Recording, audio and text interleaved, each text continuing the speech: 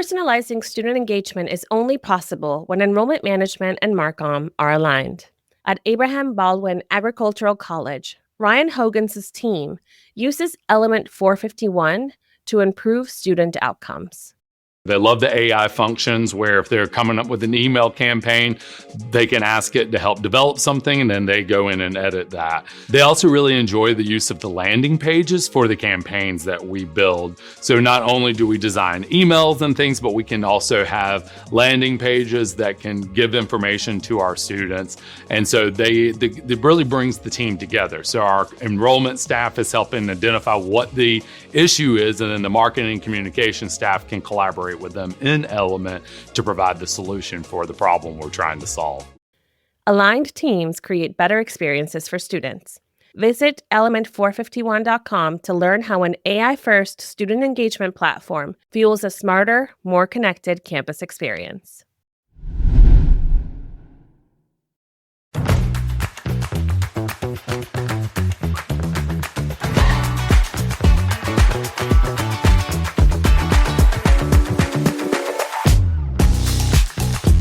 Welcome to Talking Tactics, a show about results. I'm Day Kibbilds, Vice President of Strategy at Ology, author of Mailed It, and international speaker on stage and on screen. Every other week, I share the cleverest ideas from folks in higher ed actually doing the work. Each episode of Talking Tactics breaks down a single tactic that got real results. The best part?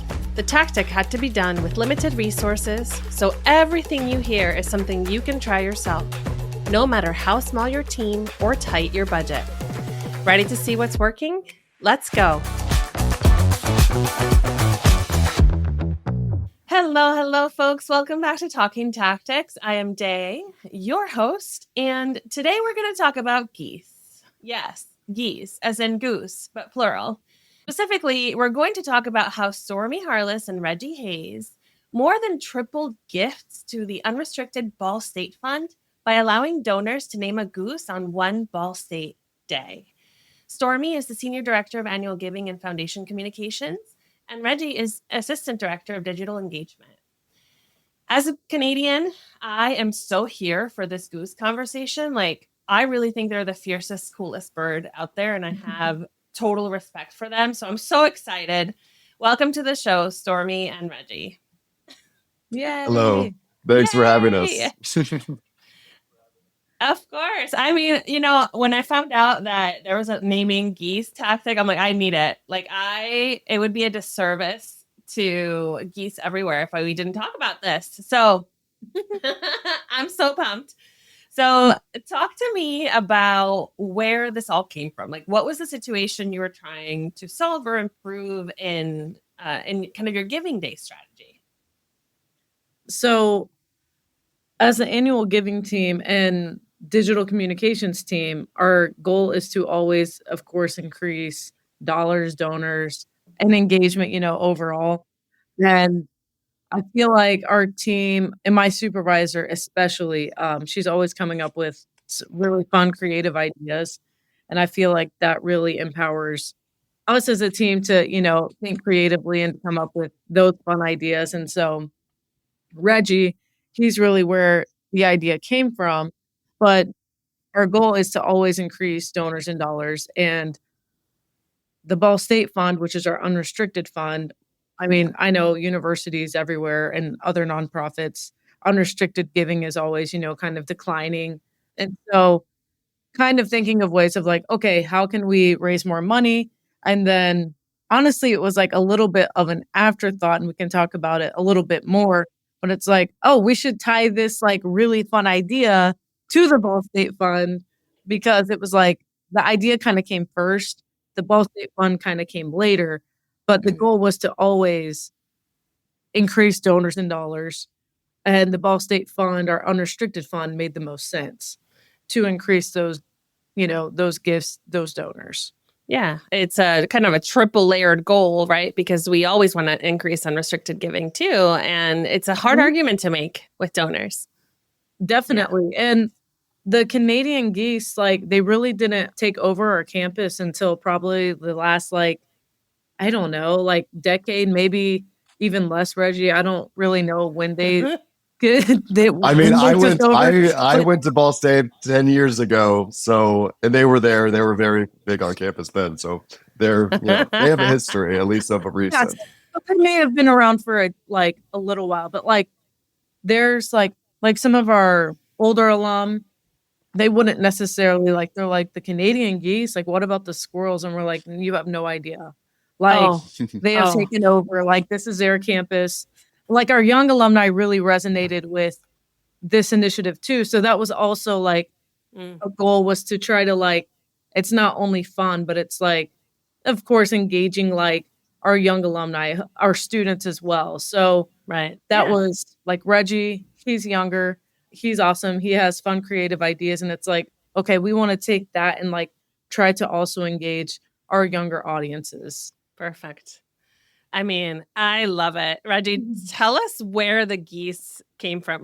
Not the actual geese, but the idea to name geese. I think Canada. Yeah.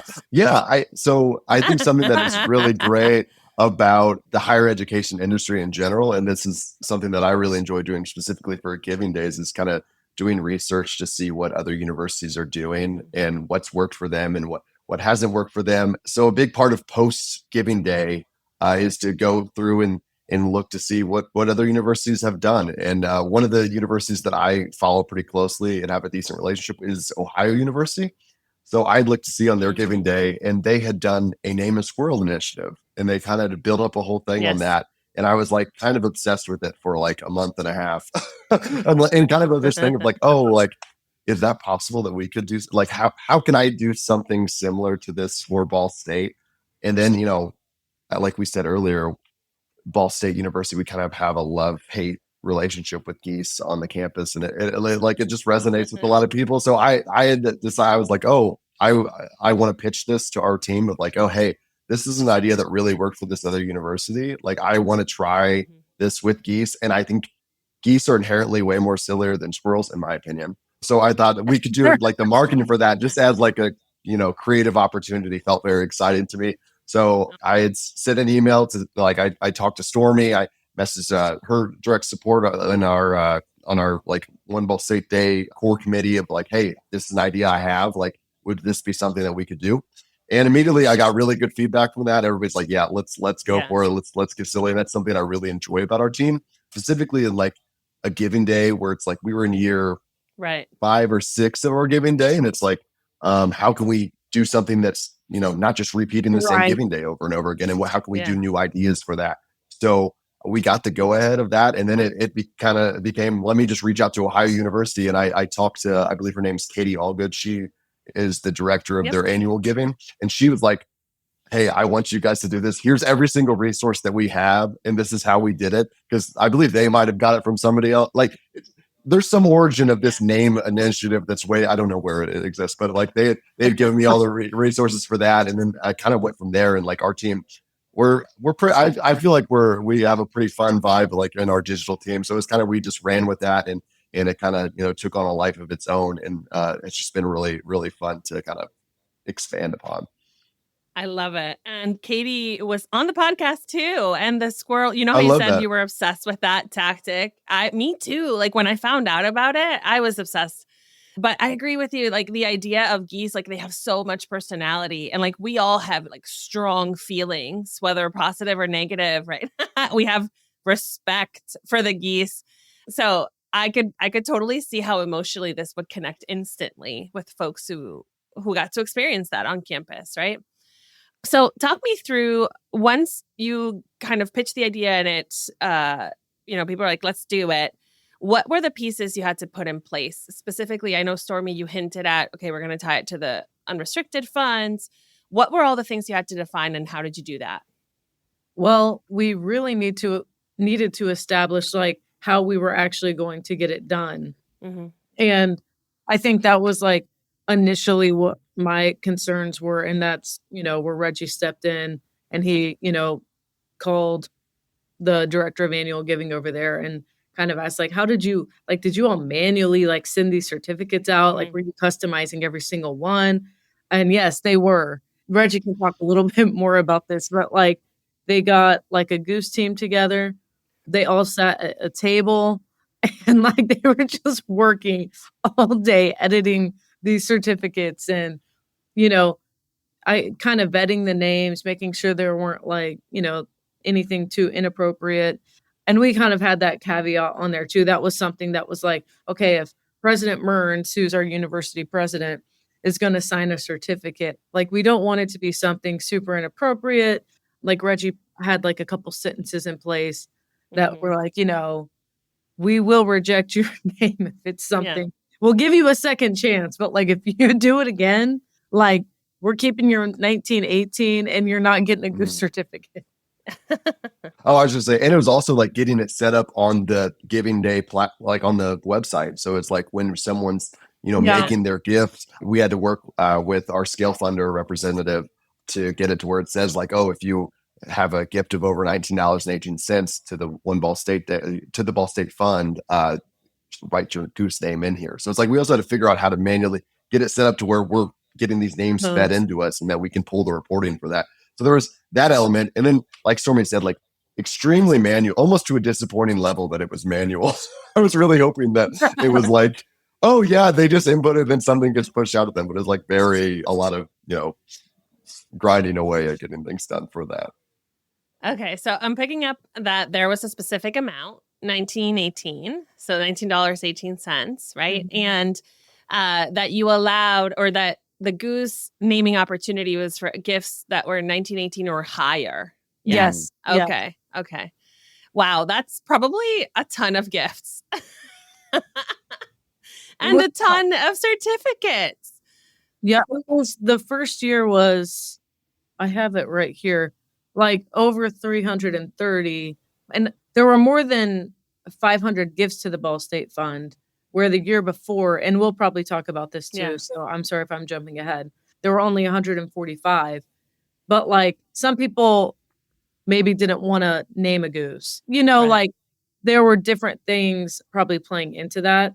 Mm-hmm. So it was a lot of manual labor for them. Yeah. All right. So for people who might want to try this, can you talk about the Goose team setup? How many people were on it? How many laptops were open? What were they using to make their certificates? And then how do you actually send them to the alumni and or the donors, and how quickly? Yeah. So we had a team of about 4 to 7 rotating, with kind of me and one of our other members of our digital team being there the whole time. And people kind of, with all giving days, it's kind of people are coming and going and doing different things, have different responsibilities around campus. So the main things that had to be done in order to send all this out was we had to have people pulling reports of all the people who are giving to our Ball State Fund on that. And it also will pull the reports of what name that they have selected. So we had kind of a shared document where we would have the person's contact info, their goose name, what have you, on a full spreadsheet of that. So that was one element of it. So we had to pull in that. We also had people specifically working out of all our goose certificates were in Canva. So it's like you had just manually go in. Okay, I see this person, put their Philip Seymour Honkman. That was one of the names. That you go in there and you type in the little certificate for it. And then you download it, and we had a shared file that we would upload our certificates, and as well as we had another, like on different years, we'd have different like graphics that we would send them also. And this year we did like a little fun goose personality thing that we'd send out to. So we had to edit that, upload that into a drive, and then we had so that was one person's sole job, and then another person's sole job was to send the email out. So you download the files. We had templates for like the exact like goofy messaging that it sends. That's so to speak from like the campus Geese.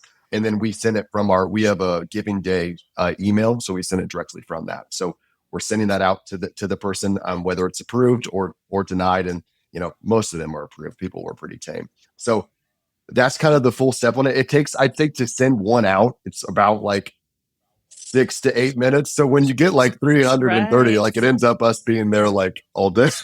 and the novelty of sending out goose names kind of gets old after about hour 4, but it's fun to do throughout the day.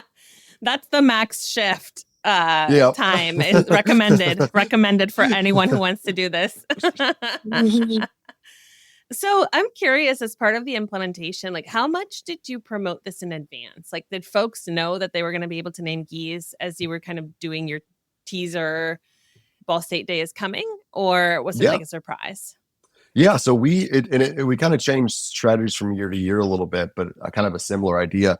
We actually didn't have the go ahead on this initial initiative until like a month and a half, 2 months before the first giving day that we actually did it. So it was kind of like figuring out how to promote this on the fly. So it was kind of inherently going to be a little last minute in that. But we actually thought every year for our giving day we create a video like that we put kind of a lot of our effort towards that's kind of promoting the giving day. So we had the idea that we would do kind of a Arms of the Angel type, Sarah McLachlan. Yes, that's the name that I was thinking of. In the arms of an angel type video that we sent out of like being very sympathetic towards geese. These geese, every year they're just so sad that they don't have names and they're born nameless, and we need to, bridge the gap between our community and the geese. So we created a video kind of for that went out like 2 weeks ahead of time.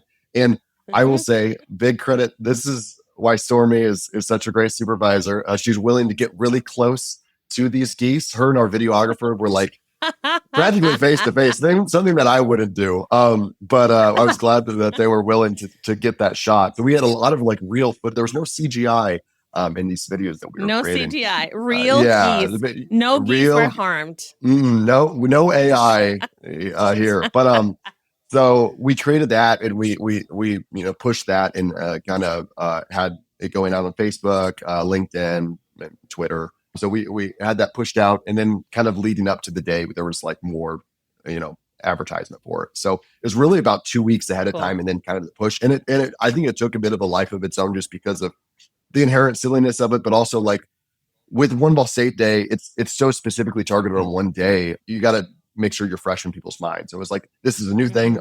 This is, novel, and that like, people who might not know what they want to give to are like, I might as well give to if I'm giving $20 anyways, I might as well throw something at the Ball State Fund. And that's, I think, where we saw like people take the opportunity to give to a fund that they hadn't necessarily given to before, or that they might not have done if we hadn't done that initiative.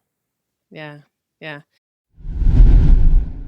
AI powered and people focused. This is the future of higher ed. Join us in Charlotte on June 24th and 25th for the 2025 Engage Summit.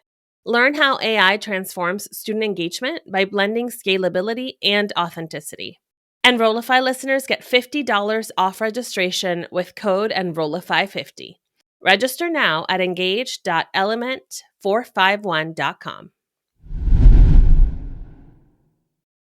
I just love this whole thing. I want to name a goose next time you have one of these events for sure. And oh my gosh, Stormie, I love that you get close to them. This is so funny. Here where I live in the southern part of Ontario. So there's lots of geese, lots and lots. And just yesterday, I was part of like a 5K race, and there was a point in the course where we were supposed to run. There were a lot of geese and their babies. And we were all like, what are we supposed to do? We can't run there. Like we can't.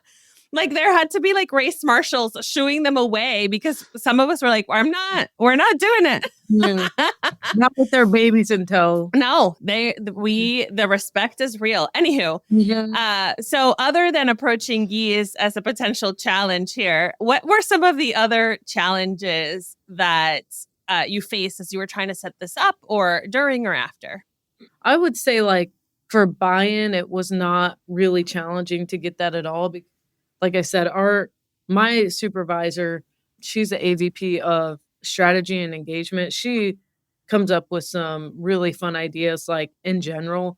And so our president of the foundation is usually really supportive because she's like, okay, like my supervisor, Lola, has built that trust with our president, Jean, over time. And so I feel like she's just like, okay, I'm going to trust you guys to kind of do this. And once it's over, like, everybody was talking about it and how fun it was. They showed the Goose video, like he referenced, featured one, like kind of a popular employee, like he's well loved. He'd worked in admissions for a long time.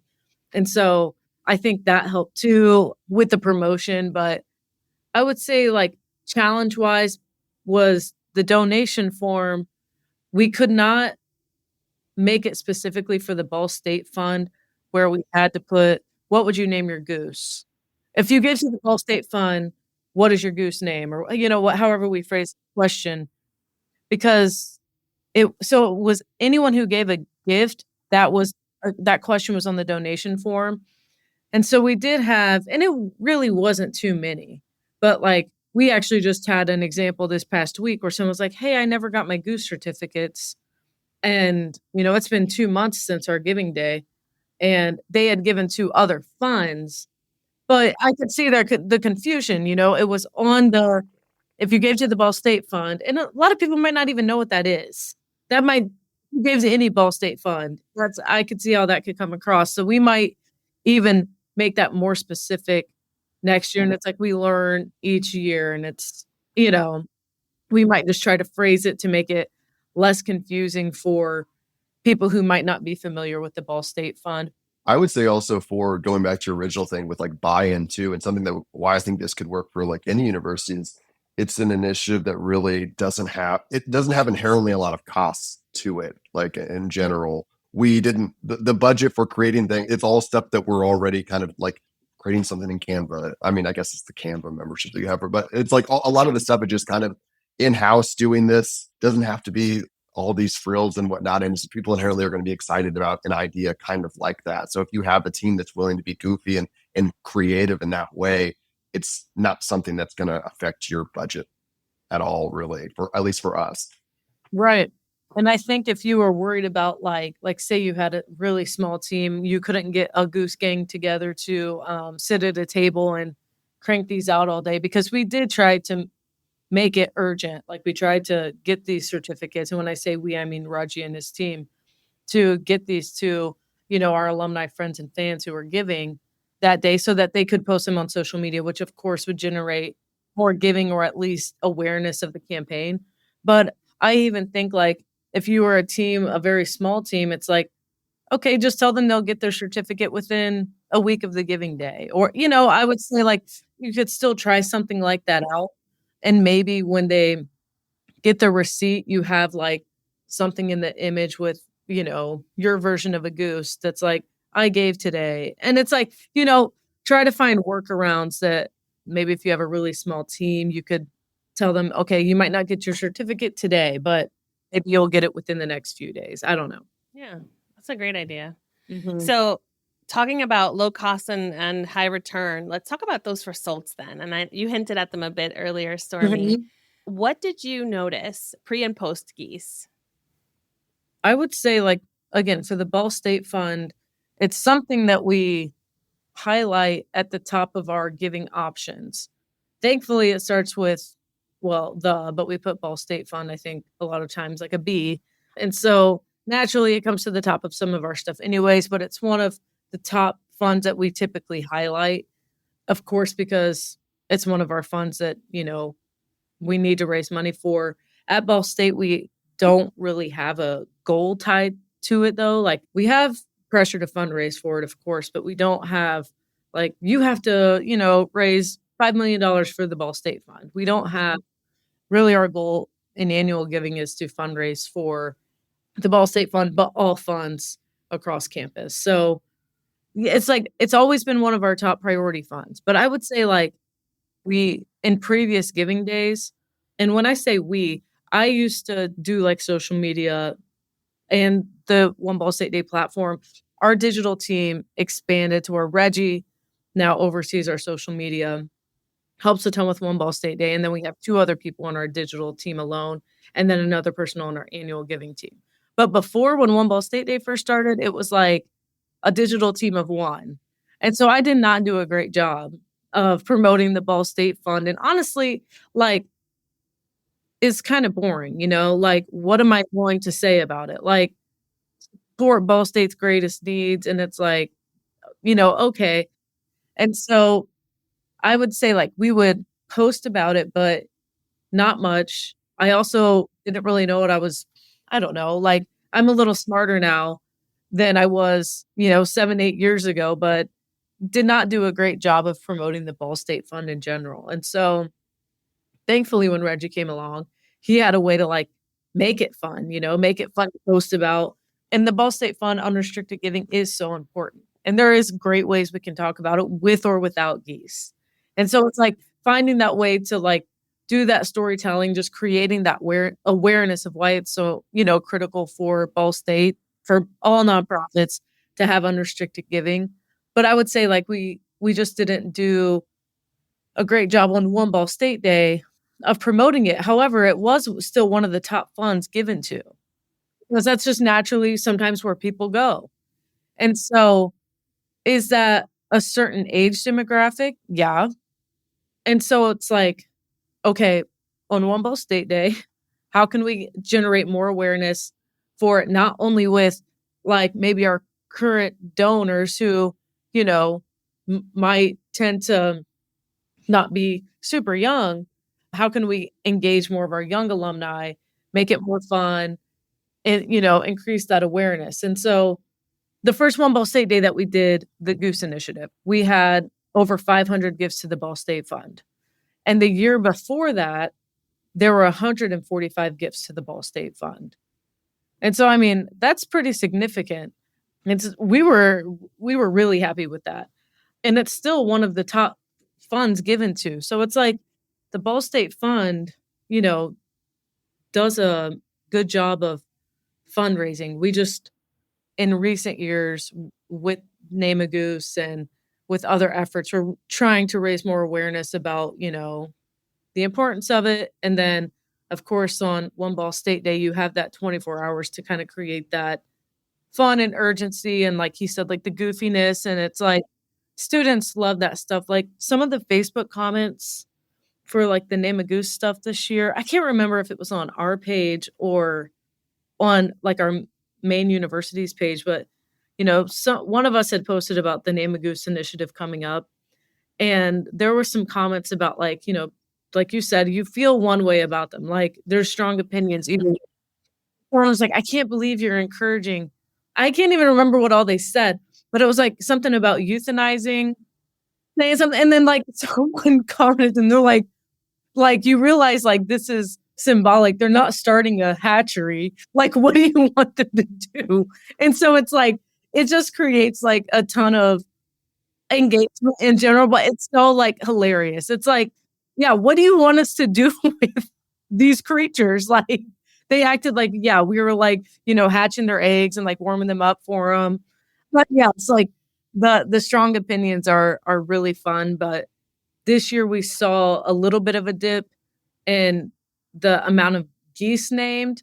And Reggie can speak more into it. I don't really know why that is. The first year we released a video 2 weeks ahead of time.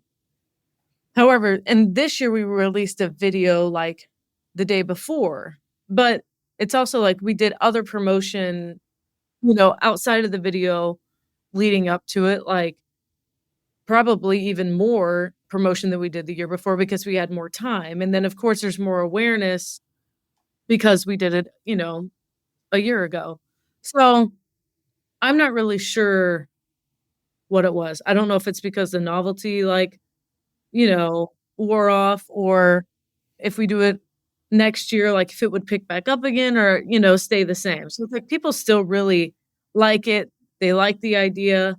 It's just something we're not sure about. But like, I think everybody knows for the most part in annual giving, like gifts are down, but dollars are up. So it's like, that's actually what we experienced on our giving day too. So it's like, industry trends and like national trends could be playing in to part of it. We haven't like got our full analysis back for One Ball State Day. So it's like, I don't know if that could be the same for other departments as well. Right. Other funds. It's making me think that probably a good strategy is this is a great non-donor conversion tool, right? Like if you really only promote it with people who just have never responded to any appeal to any giving day, like it's exciting for them, right? But if I've named a goose 2 years in a row, like if I want to, I can, right? But like Exactly. maybe you don't need to like promote it so much, right? Mhm. Yeah. So thank you both so much for sharing this. I think one of the things that I love about this tactic, I love a lot of things about this tactic, but one of the things that I really do love for annual giving teams is that giving day is a playground. Like giving day is the day where you have fun, you try different things, you get a little bit kind of, outside of strategy, like you kind of loosen the tie and like let loose a little bit, right? And then when things work during giving day, then you can kind of take those lessons and apply them to the rest of your solicitations the rest of the year, right? So I love this and I love your attitude about it. So to continue the chain of love, if people wanted to contact either of you to find out more, where can they find you? LinkedIn, my name is Stormie Harless, Stormie. And Instagram, actually, I might be private on there, but my username is the same. But you can follow me. I basically accept everyone. I just have kids now. Like I used to be public, and I'm like, should I like hide their faces? I don't know what's right. I also don't know what to do, but I'm also private, so I'm with you on that. Like I used to have like my Facebook was public, everything was public. I used to like, what should I have to hide? But now I have kids and I'm like, I don't know, maybe I should hide their little faces. So anyways, but LinkedIn though, for sure. Yeah. Well, I am not private on Instagram, everybody. It's at Reg Hayes, REGHAZE. I'd have no kids, but I have 2 cats. So you might see a lot of cat content. Cat faces. Yes, and we don't blur out those faces. But on LinkedIn, I'm Reggie Hayes, and so REGGIEHAYES. My father's name is also Reggie Hayes, so if you see an older bald man, that's my father, not me. So either way, he'll appreciate the follow as well. I imagine like your dad's getting questions about, tell me about the geese. Like, what? Yeah, he could handle it. Yes, I am. Well, thank you both so much. This was lovely, and I can't wait to see how it goes next time you try. Thank you, Day. Yes, thank you for having us. And final thank you to our listeners as well. Thank you for listening along today. And remember to follow and subscribe to keep walking the walk and talking the tactics. Thanks for listening to Talking Tactics. This show is a proud member of the Enrollify Network, home to Higher Ed's largest collection of podcasts. Enrollify is where higher ed goes to grow, so be sure to check out our other podcasts, webinars, video clips, blogs, and more.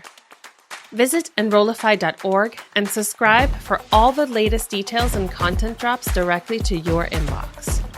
Enrollify is brought to you by Element 451, the digital workforce platform for higher ed. Learn more at element451.com.